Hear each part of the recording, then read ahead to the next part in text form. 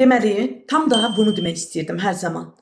Görülən işlər, aparılan seanslar hər zaman hansı mövzuyla yola çıxsaq da mütləq bədənsel səviyyədə, ruhsal səviyyədə, enerjisel səviyyədə, zehinsel səviyyədə öz nəticəsini göstərəcəkdir. Deməli, xanım müraciət edəndə o şəxsi həyatı ilə bağlı nə qədər məyus olduğunu, tərəddüddə qaldığını, hüzursuz olduğunu qeyd etmişdi.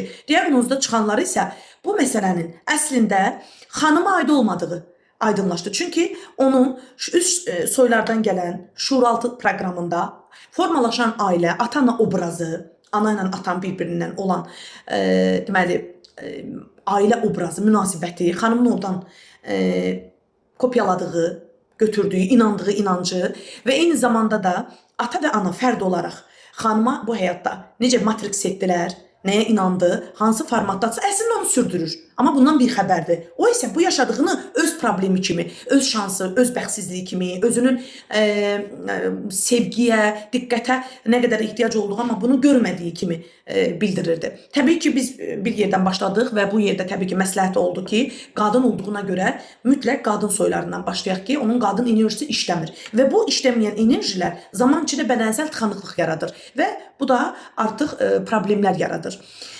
Bugün xanım səhər-səhər mesaj atdı və həqiqətən biz onun hələ 6 çalışma etmişik cəmi, üst soyundayıq və bu 6 çalışmada artıq xanım ikinci çakrasının aktivləşməsindən xəbər verir. Bəli, çünki niyə? Çalışmalar heç bir zaman konkret bir şey yox. Bir veya bir neçə şeylərə mütləq öz effektini, öz təsirini göstərir. Niyə? Çünki kuantum çalışması enerji çalışmasıdır və o çalışma bizim qaynağımızdadır. Qaynaqdan işləyirik. Yəni sənin ruhunun mərhələləri var. O mərhələlərdə hansı tıxanıqlıqlar varsa, hansı dirənclər varsa, o dirənclər aktivləşəndə ruhsal, bədənsel, enerjisel və digər mövzularda axış başlayır.